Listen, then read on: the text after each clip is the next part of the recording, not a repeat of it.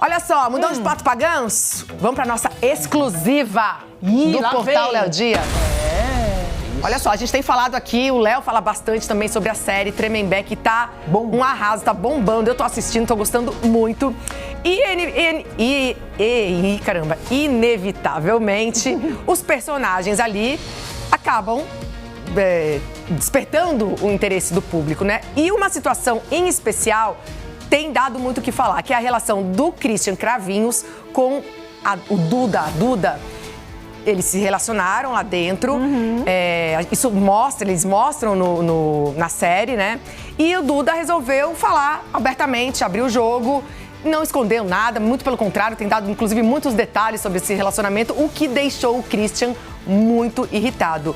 A nossa querida colega Patrícia Calderon, amiga da Jana, foi atrás do Duda e fez uma entrevista exclusiva com ele, que daqui a pouquinho vai estar no portal Léo Dias, mas a gente já vai dar uma adiantada do que vem por aí. Eu sei que o Cadu tá por dentro dessa história. Fala, Cadu, o que a gente vai ver já aí no nosso portal? Então, são relatos surpreendentes desse rapaz, né, que se chama Ricardo de Freitas Nascimento, que ficou conhecido como Duda, foi interpretado na série, né, foi vivido pelo ator João Pedro Mariano, na série Tremembé, e são relatos impressionantes. Um destaque aqui, um trecho aqui dessa conversa, dessa entrevista da Patrícia Calderon com ele disse que o Christian Cravinhos nunca precisou usar com ele remédio para disfunção erétil. Assim, a gente viu que na série foi abordado lá a questão do problema dele de ter rompido ali o pênis dele durante um ato sexual durante uma visita da ex-mulher dele, né, uma visita íntima no presídio. Desde então, ele passou a usar com ela o remedinho azulzinho, conhecido como azulzinho.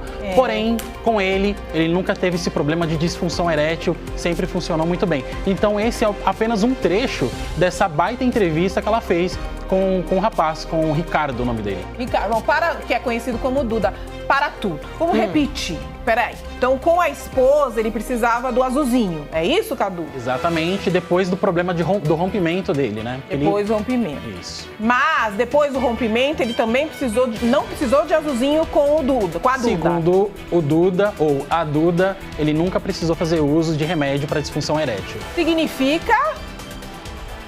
Significa que ele se dava muito bem nesse relacionamento homoafetivo, né? Agora, eu quero tentar entender.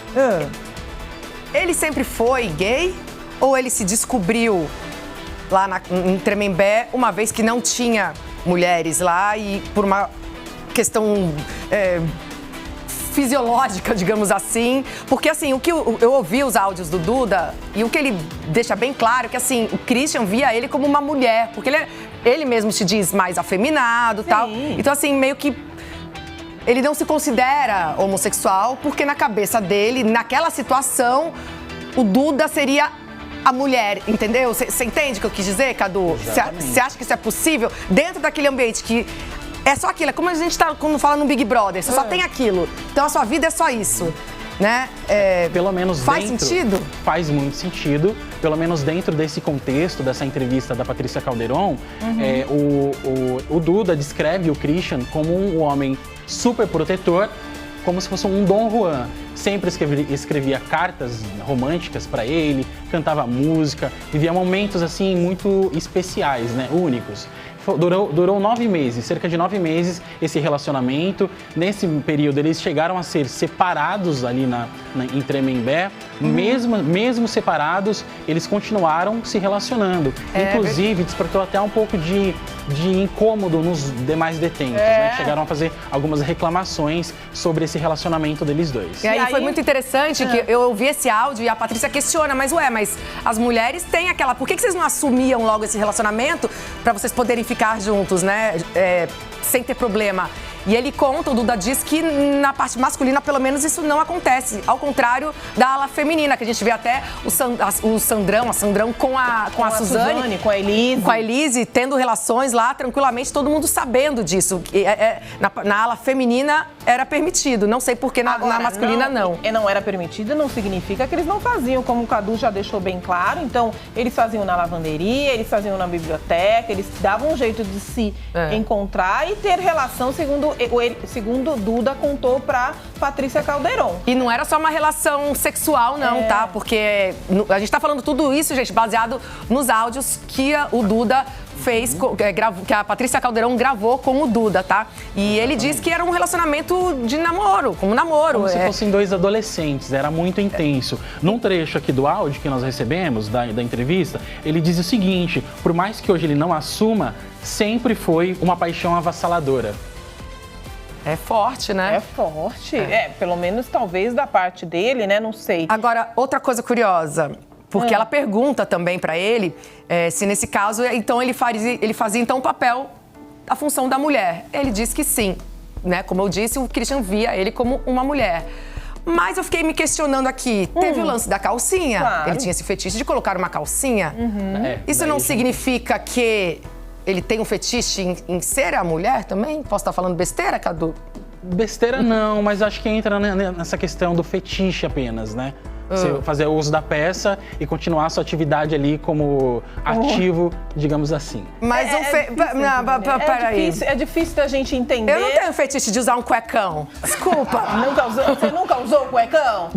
Por fetiche? Não, por fetiche não. Eu posso usar pra dormir, pra ficar à vontade. Porque é mais larguinho, né? Eu gosto. Mas pro lado sexual da coisa, não. Você tem fetiche de usar calcinha, Cadu? Não.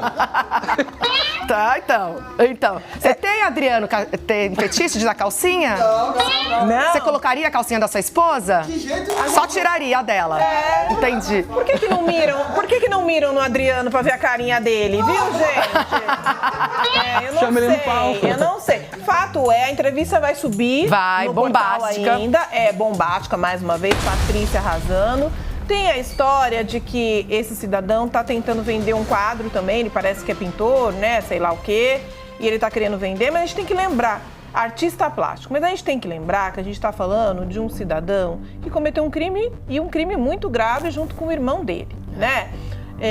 Claro que há uma curiosidade, Mônica. Inevitável. É inevitável isso, mas a gente tem que tomar cuidado. Claro que é escolha, cada um faz o que quer. Mas a gente não pode esquecer que ele sim cometeu um crime, como eu disse, gravíssimo. Ele se diz artista plástico, né, porque aprendeu a pintar com a mãe. Mas assim, eu acho que se você for comprar uma arte, você tem que comprar de artista que não cometeu crime, né? Tem muitos aí que precisam de ajuda. E a nossa ideia não é glamorizar Muito essa pelo pessoa, contrário. não.